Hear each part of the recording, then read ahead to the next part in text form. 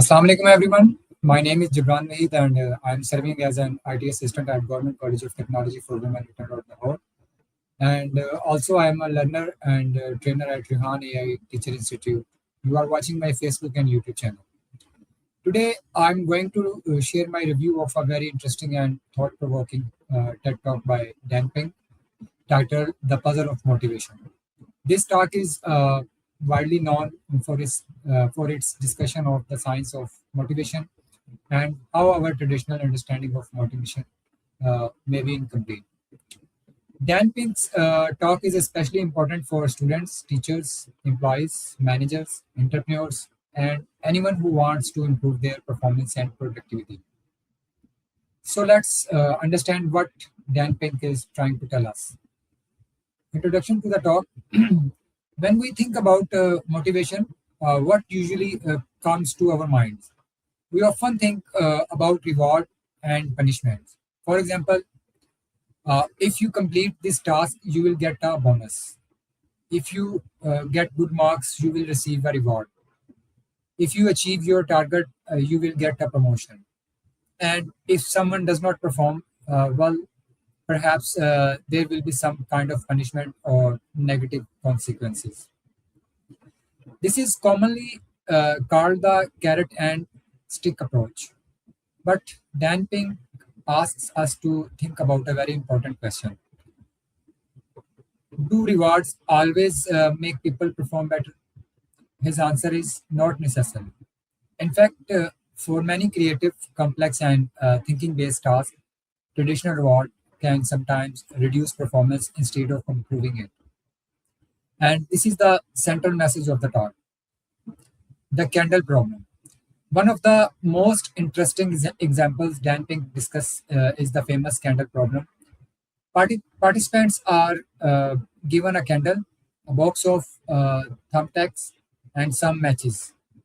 Their task is to attach the candle to a wall so that the candle can burn properly without dripping wax onto the table.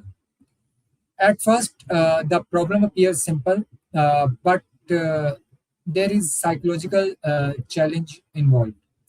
When the thumbtacks are present inside a box, people tend to think of the box simply as a container for the thumbtacks. The creative solution is to recognize that the box itself can be used as a platform. This experiment demonstrates something important about creative thinking. Dan Pink explains that when people are giving an incentive to solve the problem faster, they can actually perform worse. That sounds strange. We normally assume that if we offer people more money, they should work harder and perform better.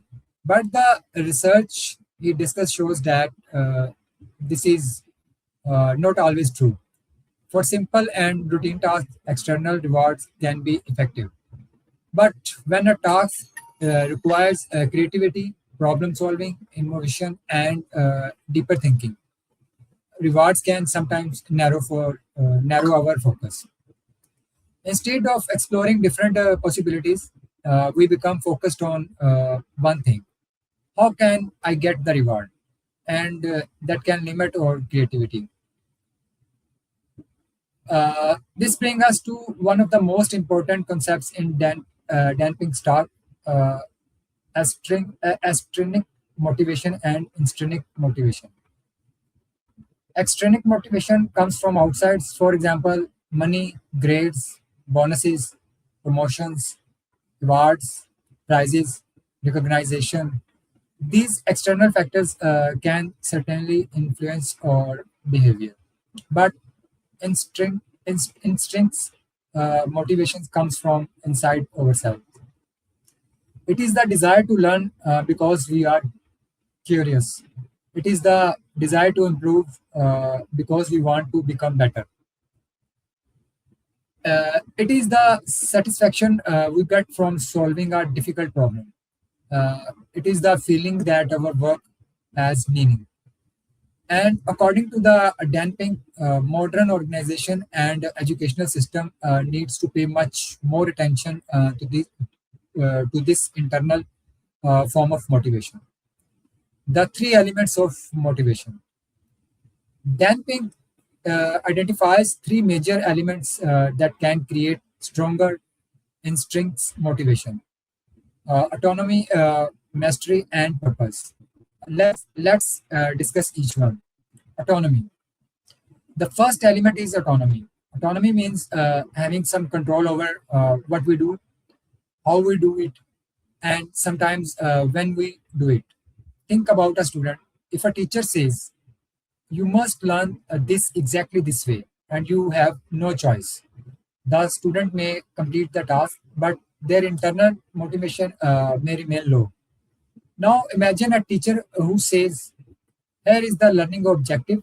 You can choose the method, topic, project, or approach that interests you. The student gets a sense of ownership, and ownership can increase motivation. The same principle applies to workplaces. Employees often perform better when they have some freedom to make decisions, solve problems, and take responsibility for their work.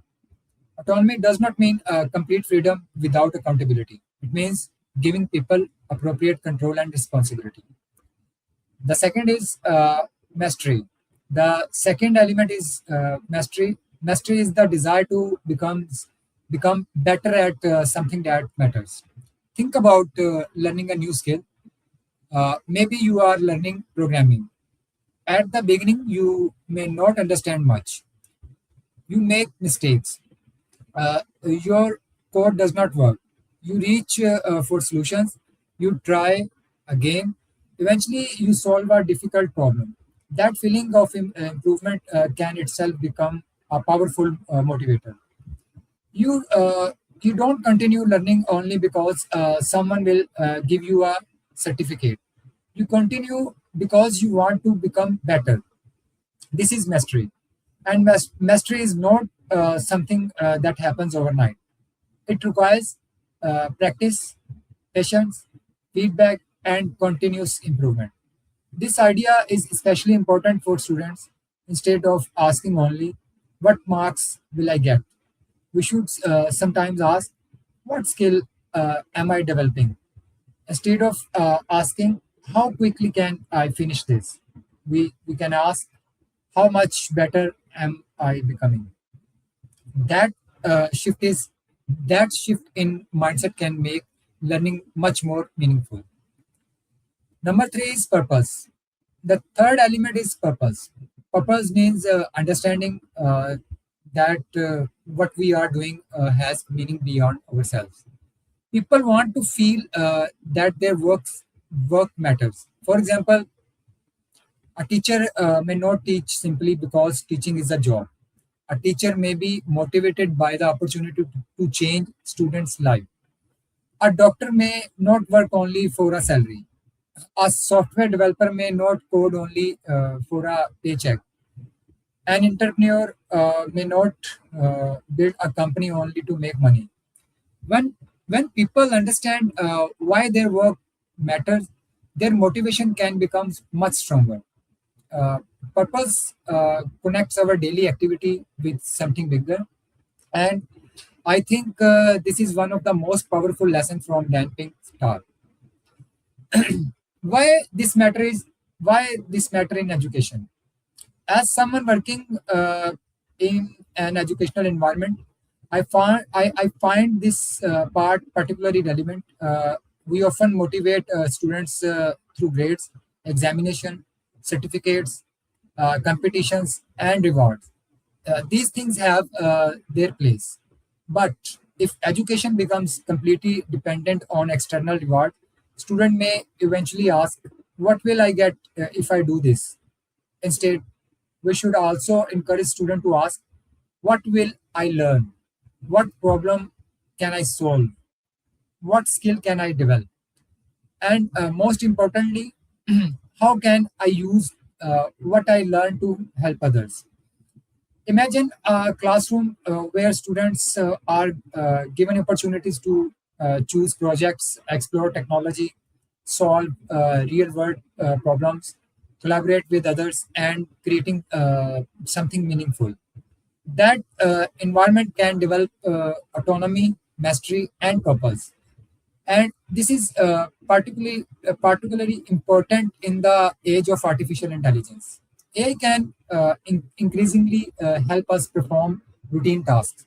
Therefore, human abilities such as creativity, curiosity, critical thinking, collaboration, problem solving, and purpose become even more valuable.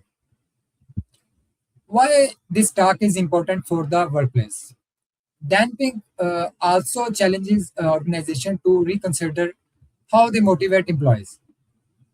A company may believe if we give people bigger bonuses, they will automatically perform better. But for complex knowledge work, that approach may not always produce the desired result. Organizations should also ask: Do employees have autonomy? Are they learning and developing? Do they understand the purpose of their work? Do they feel that their contribution matters? This does not mean money is important. Of course, salary and financial security matters. People need fair compensation. The point is that money alone is not enough to sustain meaningful motivation, especially when the work requires creativity and long term commitment. My personal review, in my opinion, the greatest strength of damping stock is that its challenges and assumption that many of us accept without questioning. We often believe reward equals motivation, but think ask us to look deeper. Sometimes the strongest motivation does not comes from outside; it comes from within. I particularly liked the three concepts: autonomy, mastery, and purpose. These three ideas can be applied almost everywhere. For students, have some control over your learning, develop mastery through continuous practice, connect your education with a meaningful purpose. For teachers, give students opportunities to explore, encourage improvement rather than focusing only on grades, show students why their learning matters. And for employees, take ownership of your responsibility, keep developing your skills, understand how your work contributes to a large goal. And for individuals, don't always wait for someone else to motivate you. Build your own reason to move forward.